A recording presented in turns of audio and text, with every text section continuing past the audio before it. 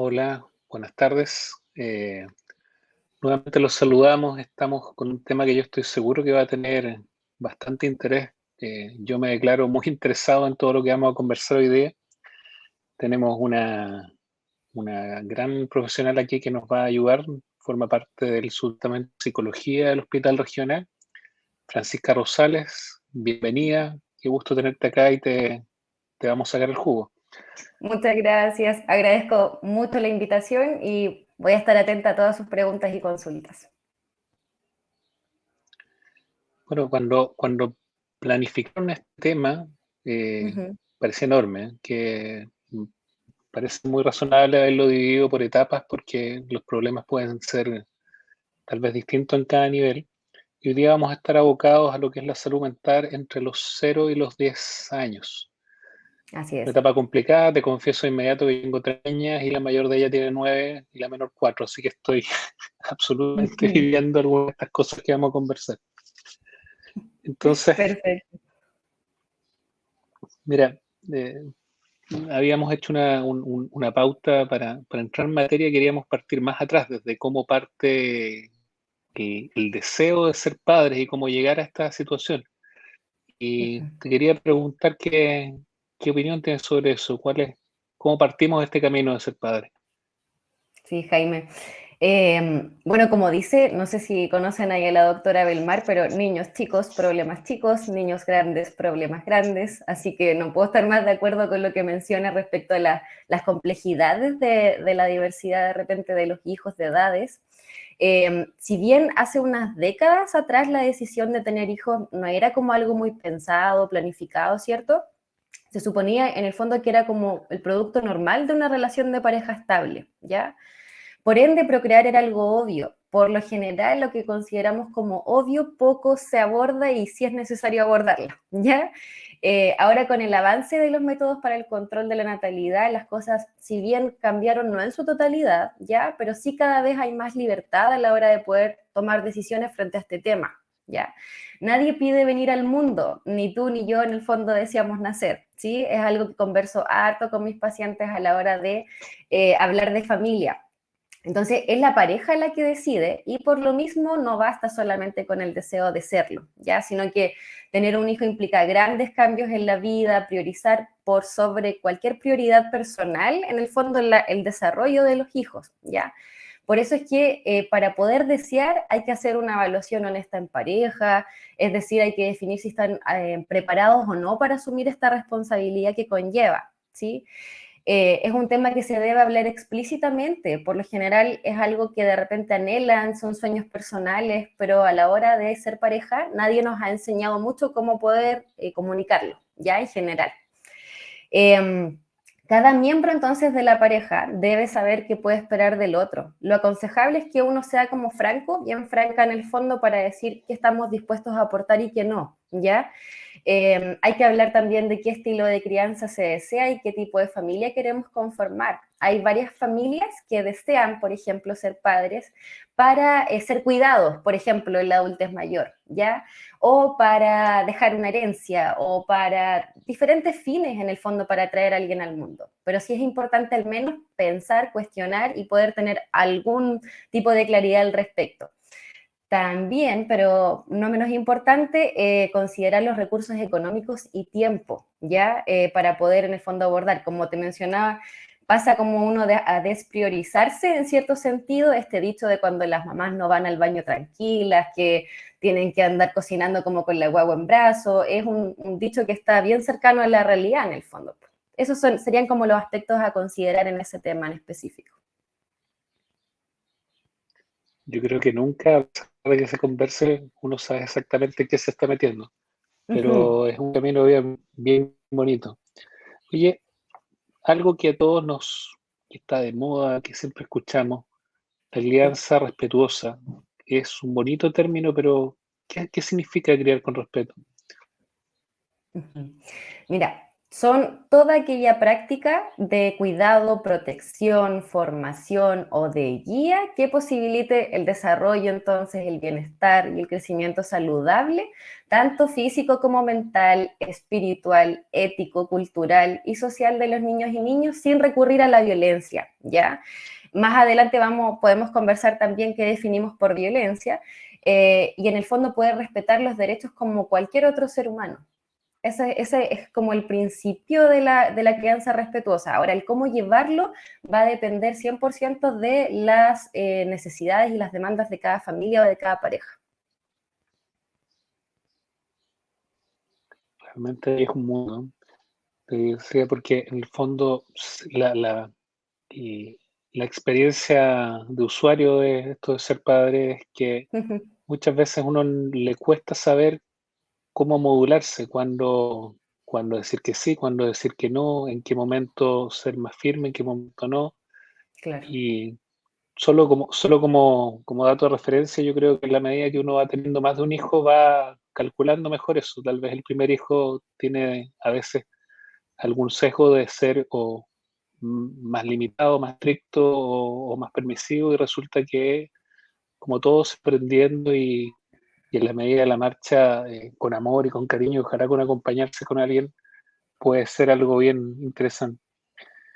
Y las madres, los padres, las personas cuidadoras tienen derecho a educar a sus hijos y adolescentes bajo cualquier tipo de criterio, dice esta pregunta. ¿Se refiere a qué? ¿Se refiere a que en realidad nosotros tenemos derecho a hacer lo que sea con nuestros hijos porque son nuestros hijos? ¿O cómo es Claro, esto de... va aludido como en el fondo de hasta dónde puedo en el fondo educar y disciplinar, en esto que tú decías que, claro, el primero quizás fueron más estrictos o ocuparon cierta técnica, después con el segundo quizás algo distinto porque se dieron cuenta de que funciona mejor de esa manera.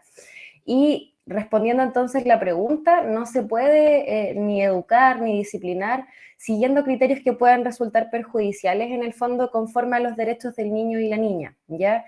Sí es verdad de que por como no nos han enseñado a criar, por como no hay una educación al respecto, más allá de quizás acceder a libros de parentalidad, pero que hace años atrás no estaban presentes dentro en un acto instintivo en el fondo la gente trataba de disciplinar a los hijos. A la larga no es práctico porque genera más problemas en la adultez, por lo que se ha podido demostrar en la adolescencia, también para qué hablar. Por ende, queda prohibido cualquier acto que atente como contra su integridad física, psicológica o desarrollo integral. Va como aludido en el fondo, ese sería como el límite dentro de la crianza respetuosa, llegar hasta ese punto, no caer en el fondo en actos de violencia o cualquier tipo de, en el fondo de acción perjudicial para sus hijos. Bueno, parece perogrullo, pero no lo es. Naturalmente, cada niño merece el máximo respeto y cualquier gesto de violencia física y psicológica y incluso la forma de corregir con la voz, uno se da cuenta que es muy potente lo que puede lograr y tiene que ser cuidadoso en la forma en que se dice. Pero también me hace reflexionar cuando he conversado con mis padres o cuando he conversado con otras personas mayores, cómo lo que tú dices tiene sentido. Nosotros no tenemos una experiencia de usuario, de hijo, eh, y un deseo de cosas que uno quisiera hacer, pero no es habitual que uno se prepare conscientemente del todo. Yo creo que cada vez más, pero uno usa a veces estrategias que fueron varias o que crees que en varias, y hoy día yo veo muchos papás que estamos en una realidad distinta y que a veces se ha dado vuelta de tal manera la balanza que pareciera que disciplinar es un acto de alguna manera dañino, y criar esencialmente es llegar a ciertos límites, respetarlos con respeto, con amor, pero dar esas directrices que le permiten a un niño tener un marco que les permita estar seguros y desarrollarse. Sí, de hecho, Jaime, muchos de nosotros fuimos niños que no nos enseñaron a regular jamás nuestra emoción.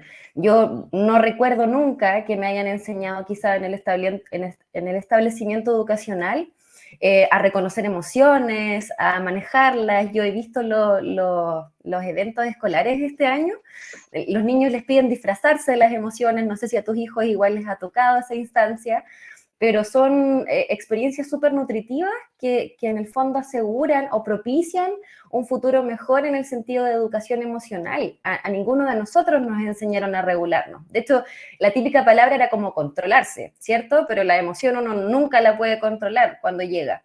Entonces, en base a eso, uno como adulto llega a ser papá y chuta, ¿cómo yo me regulo entonces? Quizás yo necesito un tiempo fuera antes de conversar con mi hijo, porque la paciencia se puede perder, es parte de cualquier relación finalmente.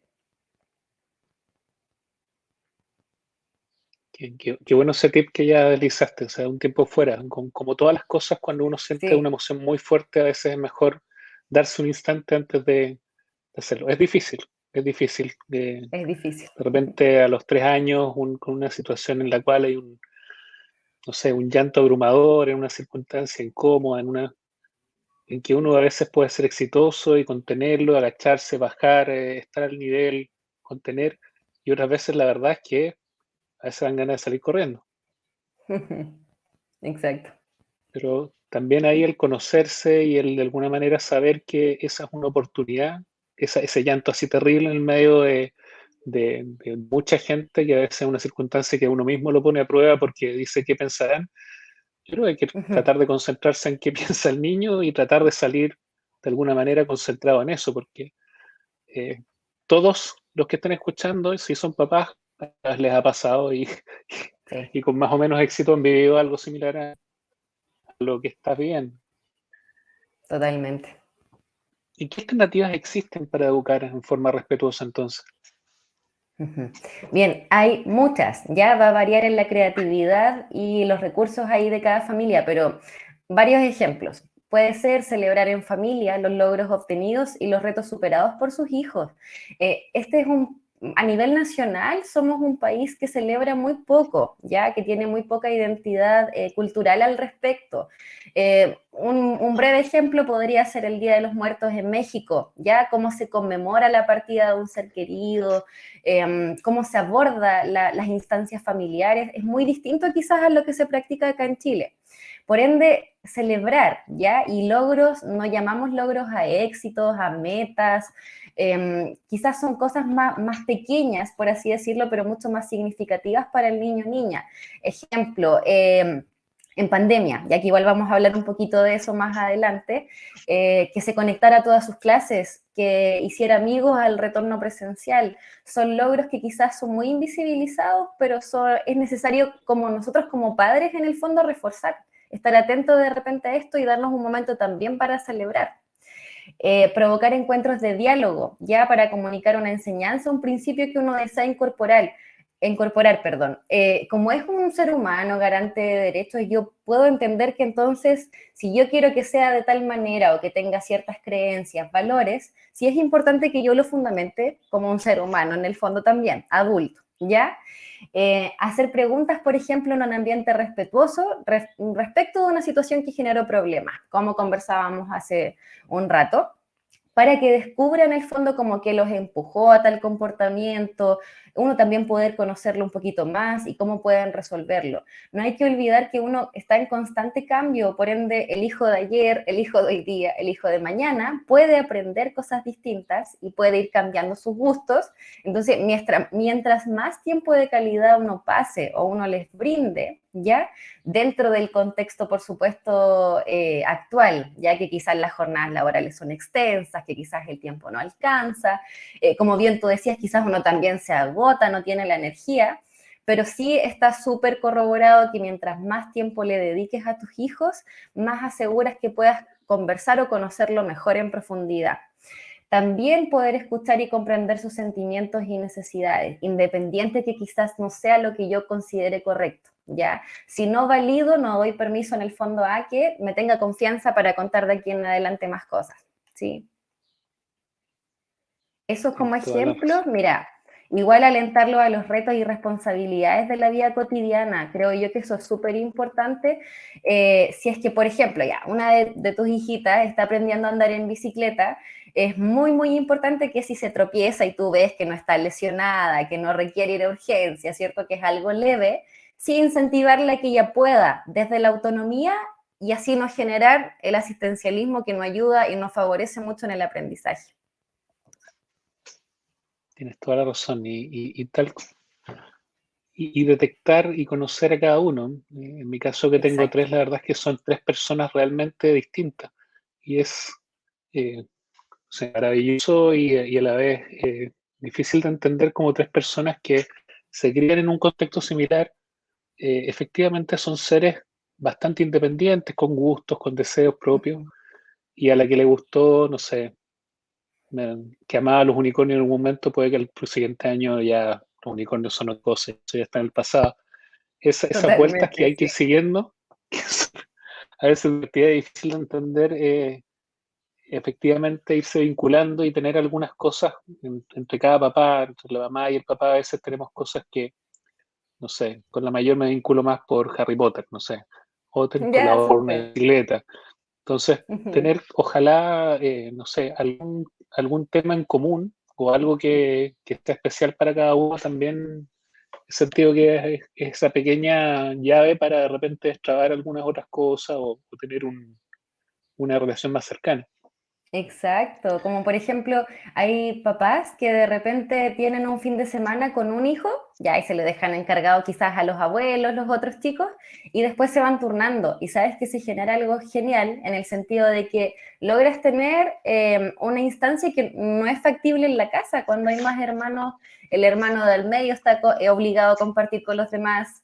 El menor quizás quiere toda la atención, el mayor estuvo muy acostumbrado a estar un par de años solos, ¿me entiendes? Entonces, darse como esas instancias, como tú dices, de coincidir o congeniar en los gustos de ellos, sí es un excelente enganche para que también confíen en el fondo en ustedes como padres.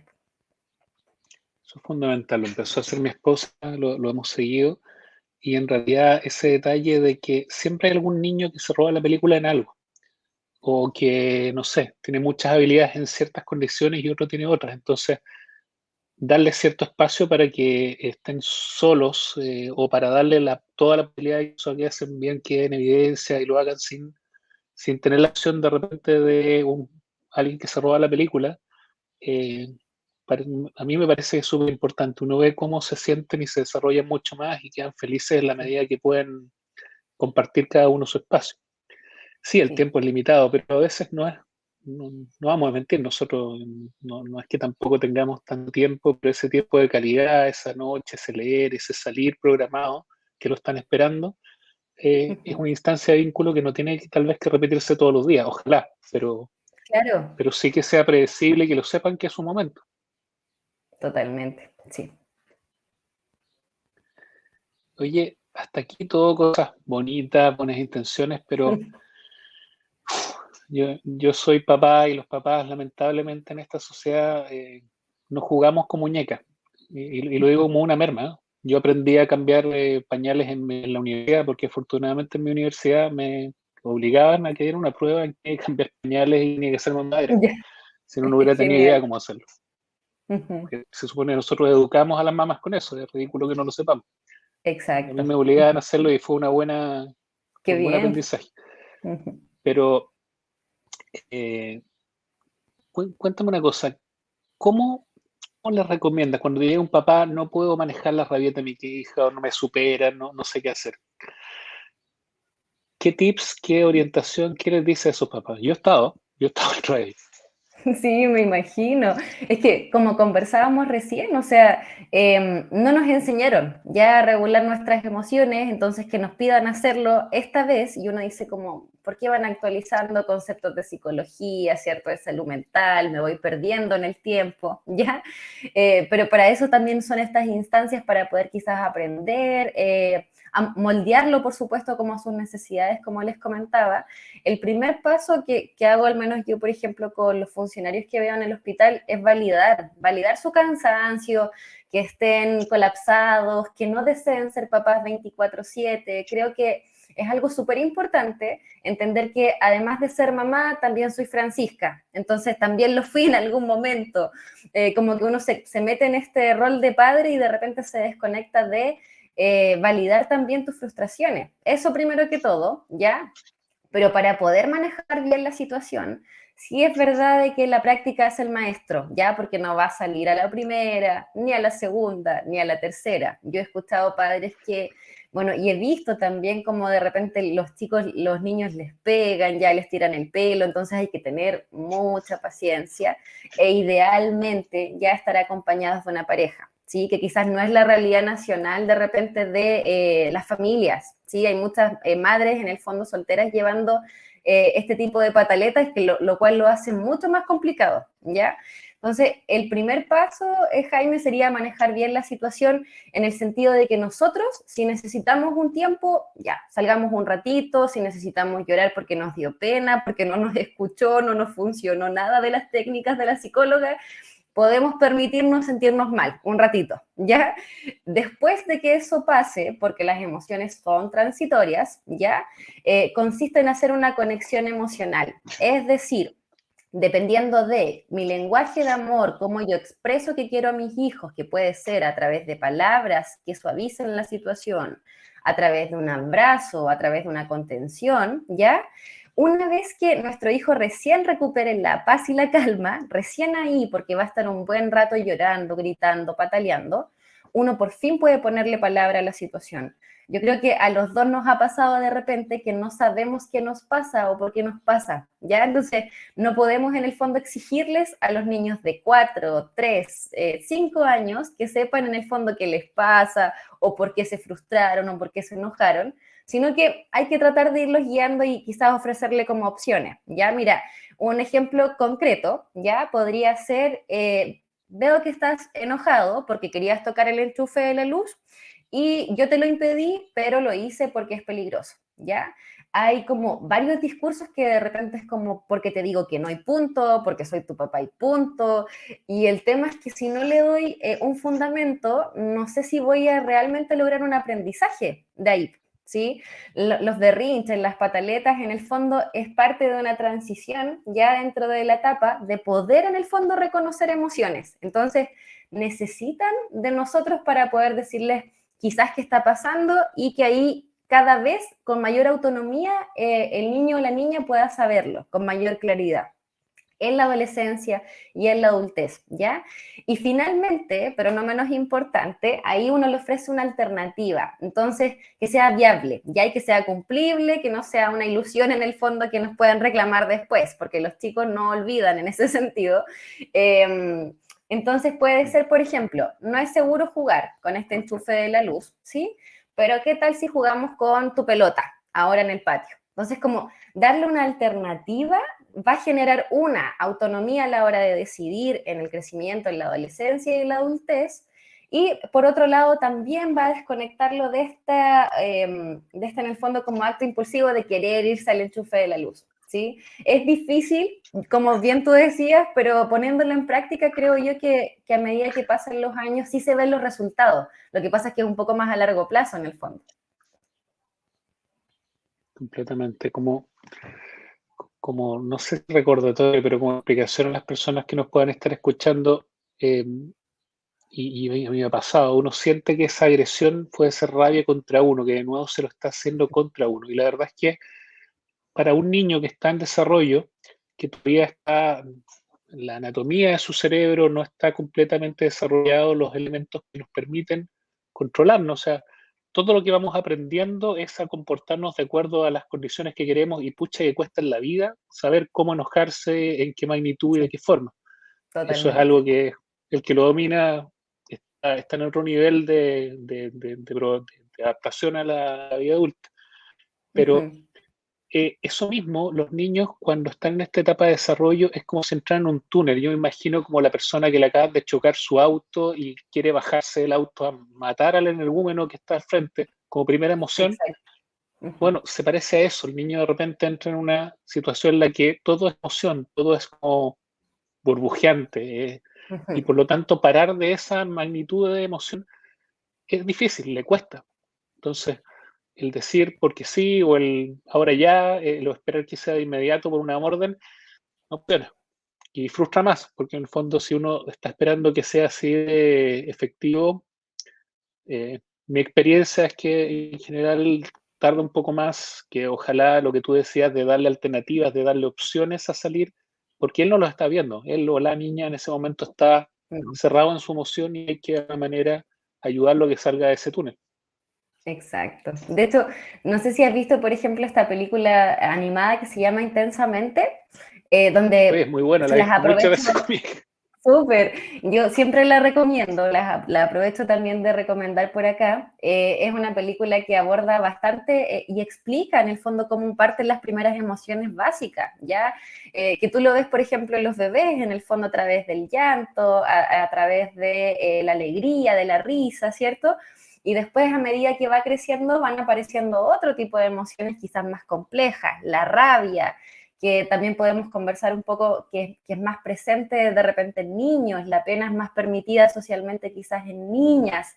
Hay diferencias ahí culturales y sociales que han ido asociando ciertas emociones por género, ¿ya? Y en base a eso, como decías tú, sí, es un túnel del cual no ven salida. Entonces, en el fondo, sí es importante entender que esto no es algo personal como con uno como padres, la mayoría de las veces de repente dicen cosas hirientes cuando van creciendo también hacia los padres, pero tratar de verlo como algo quizás parte de la etapa, parte del crecimiento y desarrollo, y no quizás como un ataque, como bien tú decías. Es tremendo, que eso pone a prueba todo lo que uno mismo ha madurado o ha de alguna manera desarrollado como herramientas. Y ciertamente yo creo que estamos en una sociedad en la cual la primera respuesta, la respuesta inmediata es lo que abunda. Y aquí Ujú. el enseñar a nuestros hijos de alguna manera o a postergar la recompensa o de alguna manera a tener algo de calma, parte porque uno pueda reflejarla. Y no es fácil. Exacto. No. Eso que tú decías de las películas, me parece que las pantallas, las pantallas interactivas son un gran enemigo, pero si uno va a usar una pantalla, ver una película, el hecho de poder usarla es una buena Sí. estrategia porque contamos con películas como tú me nombraste a Coco, no, no quiero hacer ninguna propaganda en particular, pero hay películas que permiten tocar temas complejos de una manera mm, más sutil, más hermosa, positiva. La muerte de un ser Sí, querido es algo que siempre uno de alguna manera, como lo tomo. Y resulta que a propósito de esas películas se dan esas conversaciones. exacto. Sí, hay varias ahí que pudieron salir en el fondo en estos últimos años que sí tienen en el fondo como una enseñanza o quizás profundizan en temas de salud mental, que quizás eran poco conversados o un poco vistos en películas animadas. Concuerdo contigo respecto al uso de pantallas, pero ya que están inmersas en, como dices tú, en el fondo, hacerle quizás un buen uso a lo que uno esté viendo dentro de las pantallas.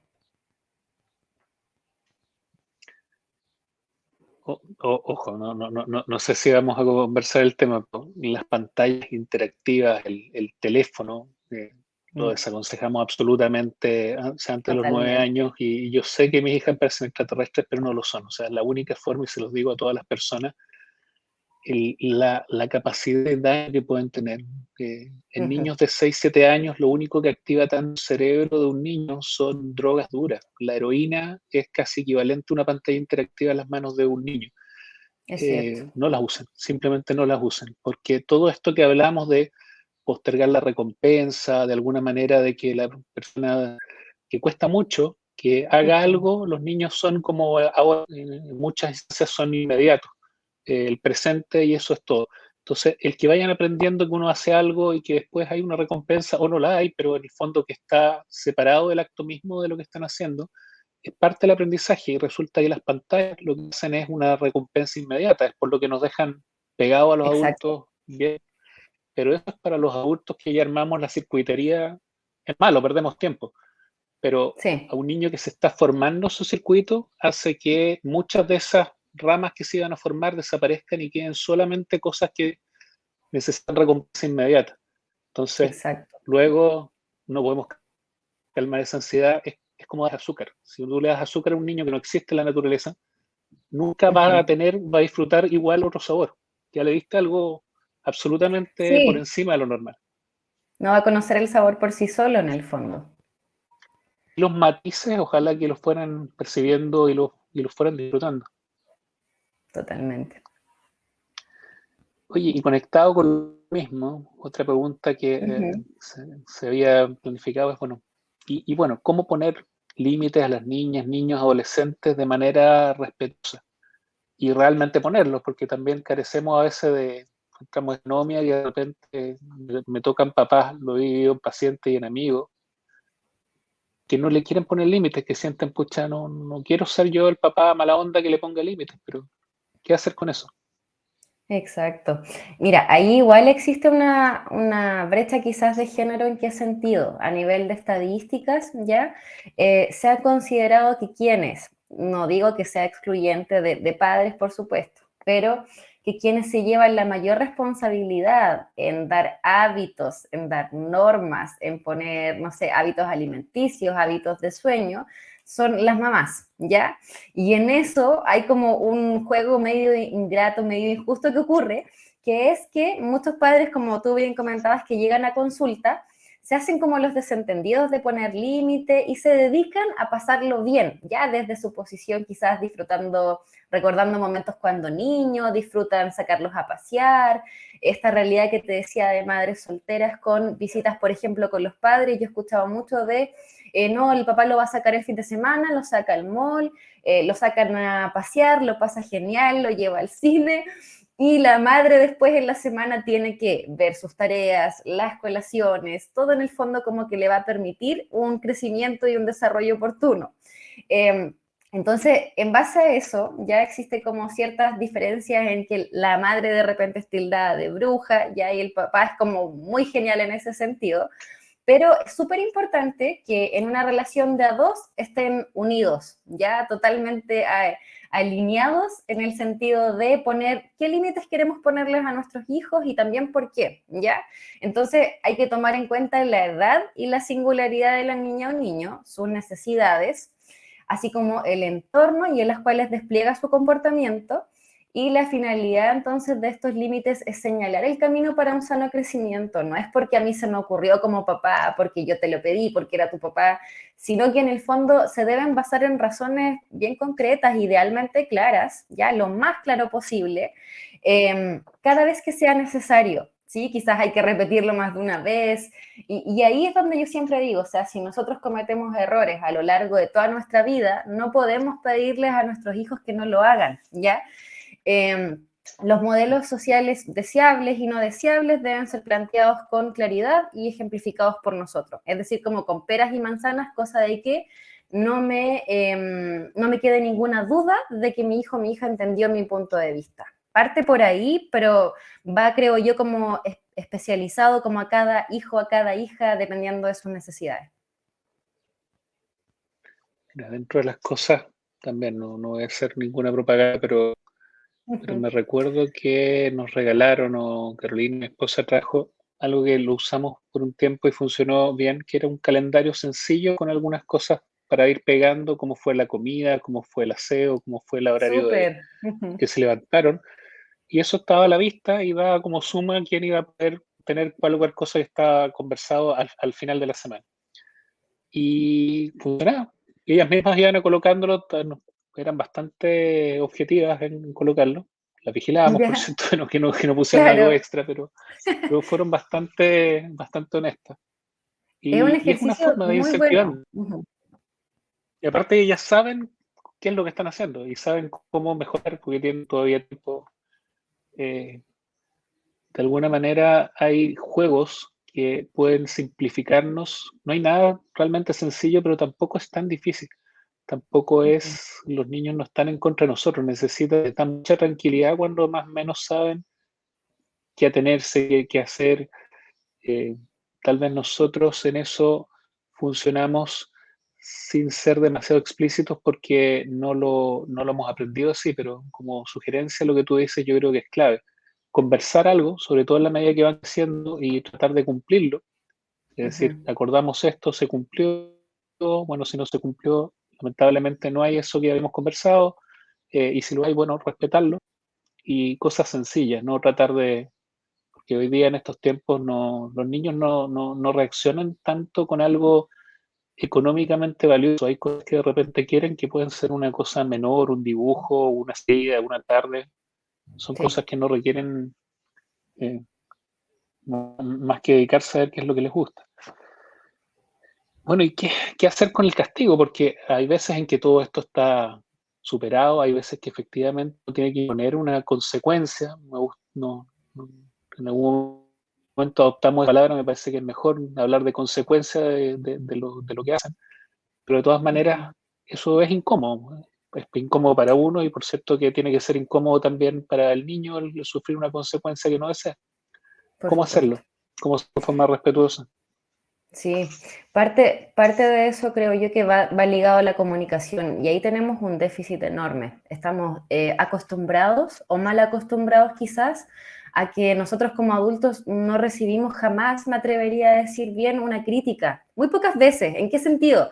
Quizás yo no voy a responder de mala manera, ¿cierto? No voy a agredir en el fondo a esta persona, pero sí me va a generar malestar, este malestar que tú bien mencionabas que le va a ocurrir en el fondo en una conversación con los hijos.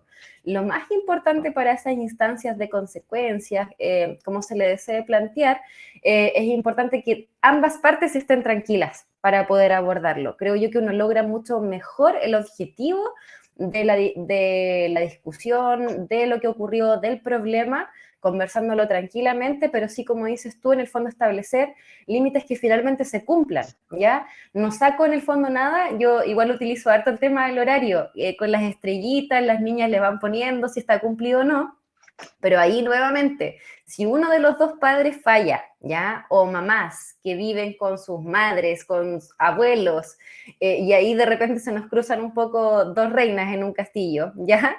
Entonces, en base a eso, cuesta quizás que los niños digan, ya, pero si ella no lo cumplió, ¿por qué tengo que hacerlo yo? Entonces, sí es importante ser un modelo a seguir en ese sentido, ¿ya? Dentro de poder acompañar quizás a las niñas, niños en su crecimiento, ya poder conocer a nuestros hijos para alentarle igual a asumir los retos en los cuales se encuentra listo. De repente es como, no, quizás yo no lo quiero mandar a hacer este tipo de quehacer, ya que puede ser hacer su cama, pero resulta que mi hijo o mi hija está súper lista para hacerlo o desea aprender, quizás no le va a quedar como a mí me gustaba, como yo quisiera, pero es parte de poder enseñar y que aprenda en el fondo.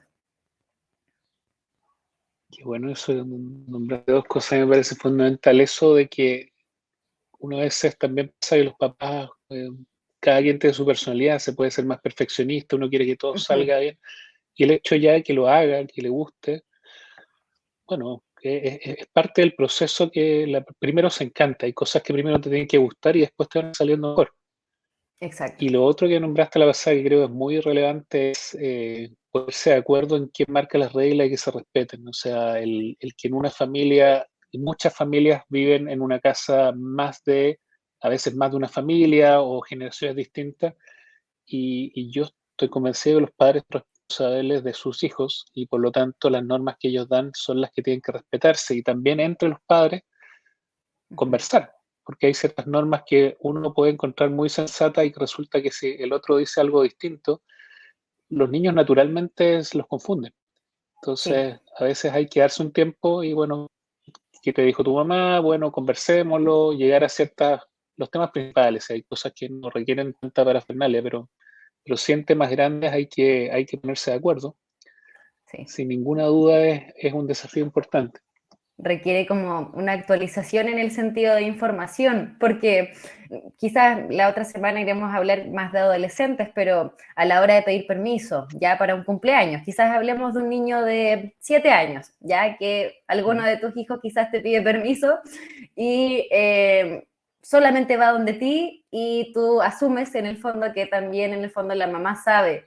Y eso pasa y ahí sí es que hay que dedicarle quizás un tiempo en algún momento de la tarde, noche, en algún momento donde haya alguna instancia de pareja, poder ponerse al día un poco de las peticiones ahí de cada hijo, porque igual buscan ciertas estrategias cierta con la persona que siente más confianza en el minuto o la que estuvo ahí más disponible para pedir este tipo de favores, pero como bien tú dices, hay que estar coordinados en ese sentido. Oye, y en concreto, si toda esta dinámica, porque sabemos que no hay ideales y vemos, y a veces nos tocan casos dramáticos en que existe un grado de violencia, no podemos estar de ajeno a que en nuestra sociedad eso ocurre. ¿Qué pasa cuando un niño es de alguna manera castigado o de alguna manera exigido violentamente para ponerle orden, entre comillas? ¿Qué pasa cuando eso es qué le pasa a su cerebro, qué le pasa a su formación? ¿Qué consecuencias tiene eso? Ujú, ujú. Mira, dentro de los diferentes castigos, ya que puedan ser corporal o humillante, sí hay un grado ahí de afectación a la corteza prefrontal, donde puede afectar a la larga este desarrollo de la creatividad que conversábamos, funciones cognitivas esenciales como la memoria a largo plazo, eh, es que en el fondo finalmente cualquier aspecto cognitivo, ya social, emocional, se va a ver afectado a la hora del maltrato porque yo entiendo entonces, o un acto de violencia, y yo entiendo entonces que no me están enseñando a entender, a aprender, me están enseñando a temer. Entonces, en base a eso ya puedo empezar a temerle a todo, no distingo muy bien, va a generar problemas en el fondo en cómo me voy a desenvolver con mis pares el día de mañana, y así con las distintas etapas en el fondo de la vida. Voy a tener dificultades constantemente al relacionarme con los otros y más importante también en el cómo me relaciono conmigo misma. Importante eso, porque a partir de cuando uno piensa, esto es un cliché, los Uh niños -huh. primero, se habla mucho de eso, pero la verdad es que todavía tenemos, mm, yo creo, un déficit en ese tipo de formación, desde los padres hacia los hijos, y también si queremos de alguna manera cambiar ciclos de violencia, cambiar algunas condiciones que son lo que uno ve en la sociedad, lo expresa más en forma más adulta, es realmente en esta edad donde se está generando. El dolor Totalmente. persistente, un niño que no es contenido, un niño que tiene situaciones de soledad y abandono, efectivamente su cerebro, cuando se ven resonancias funcionales, es como si en uno estuvieran todas las luces encendidas en la casa y en la otra pequeñas luces. Es Uh -huh. realmente menos su activación y desde ahí es mucho más difícil construir, aunque tenga una segunda fase de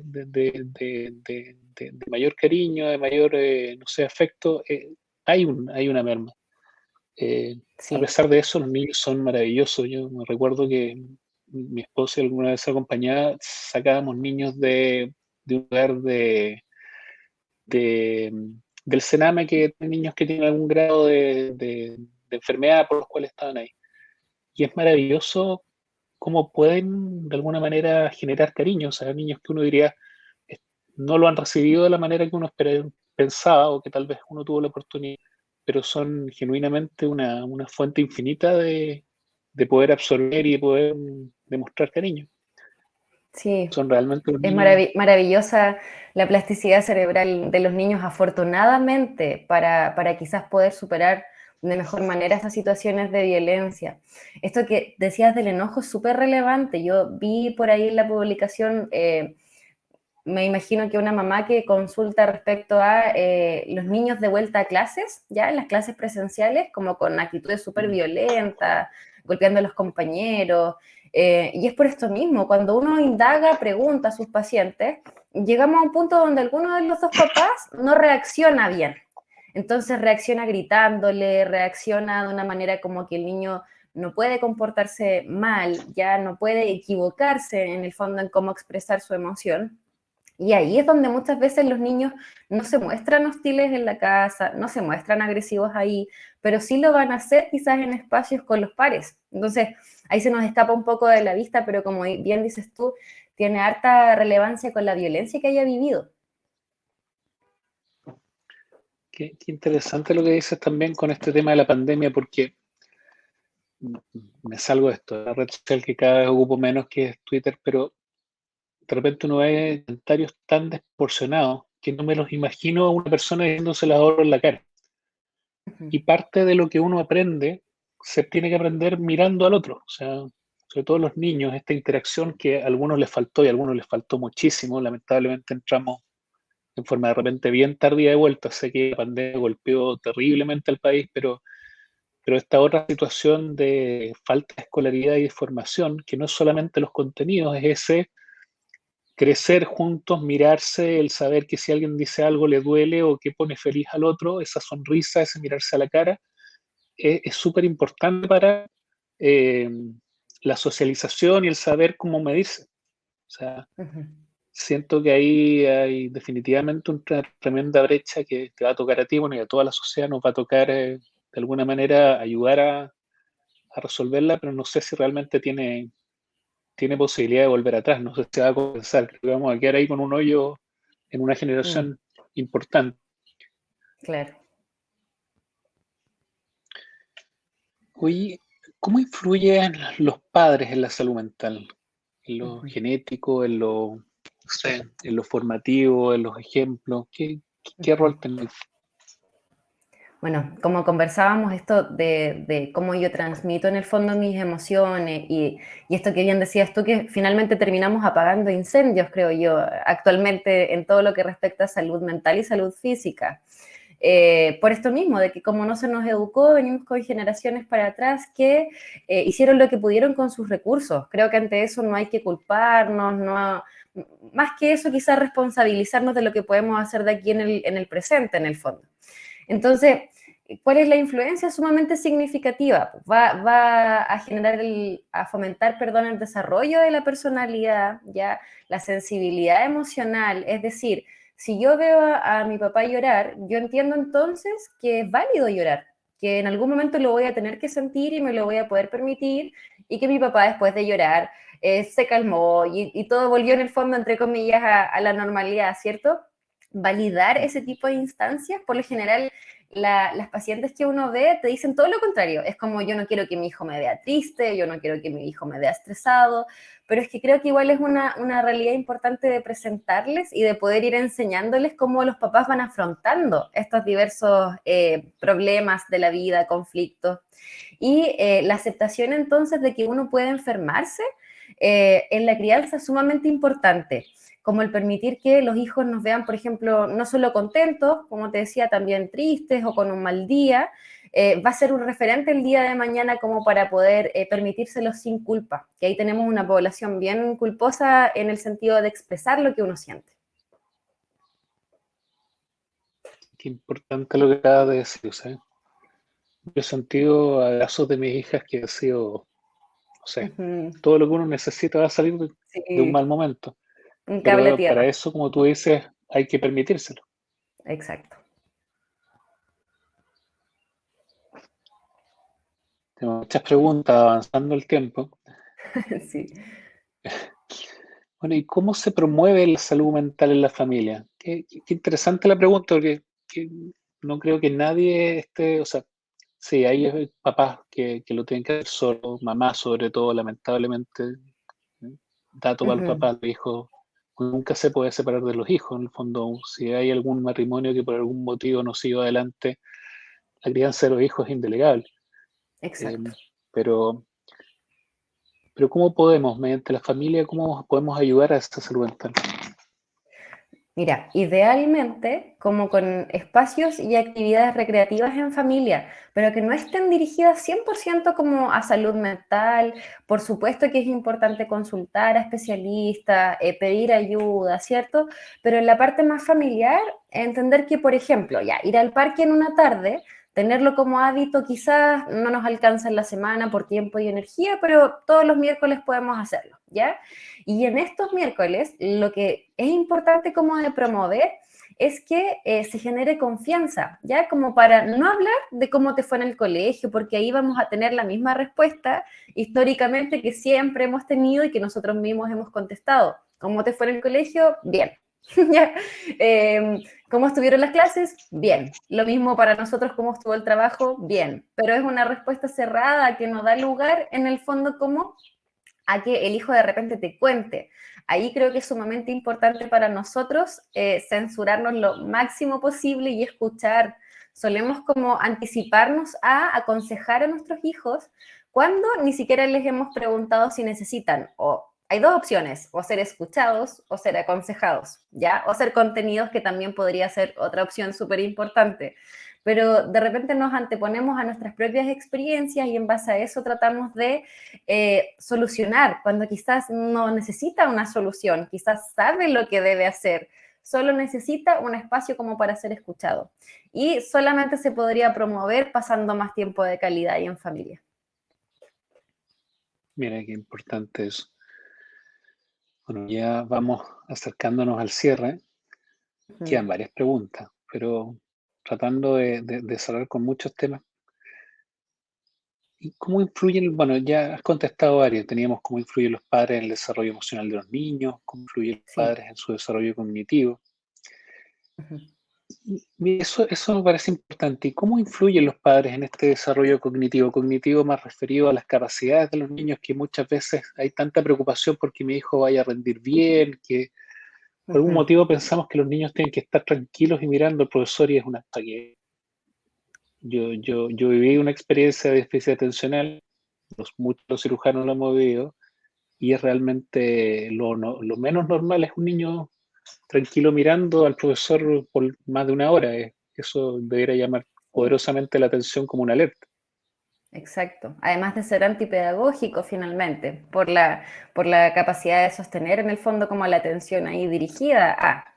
Eh, bueno, ¿cómo influyen? Finalmente se convierten en guías que apoyan la realización de las actividades. Esto que te decía de andar en bicicleta, esto de quizás incentivarlos a crear, a realizar diferentes actividades y despacito, ya de manera paulatina, retirándonos a medida que el conocimiento se vaya construyendo y uno lo interiorice. Pero sí es importante estar quizás como en la parte de atrás de los hijos, observando, apoyando, haciendo consultas, ¿ya? Y en base a eso, padres y madres en el fondo consiguen estimular las conexiones entre neuronas y por lo tanto activar el desarrollo cognitivo infantil, que es sumamente importante para después fomentar quizás o desarrollar habilidades blandas no tan reconocidas hasta que en acompañamiento, supervisión de los padres, los niños logran fortalecerlas. Mira, con esto ya yo creo que vamos a ir cerrando, pero quisiera darte algún espacio para el cierre. Solo comentar antes de tus últimas palabras lo importante que dice al final.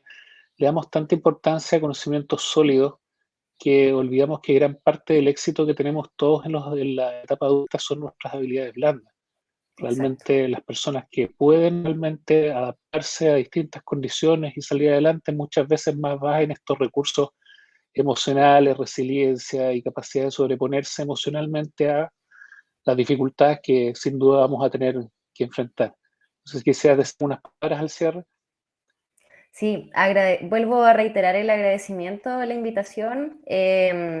Para mí es un honor estar exponiendo estos temas que quizás hace un par de años atrás, como comentábamos, no eran profundizados, no eran tocados. Si son abrumadores para ustedes quienes puedan ver esta transmisión, sí dejarles cordialmente invitados a buscar ayuda, ya así como cuando uno necesita hábitos alimenticios, pide hora nutricionista, así como uno pide hora médico, ¿cierto? Cuando uno no está del todo bien, entender de que no es llegar a la instancia de ir al psicólogo, sino de que es parte de autocuidado. Así que dejarlos cordialmente invitados para que no les abrume tanta información, a quizás buscar la ayuda pertinente en el momento, por supuesto, que lo deseen.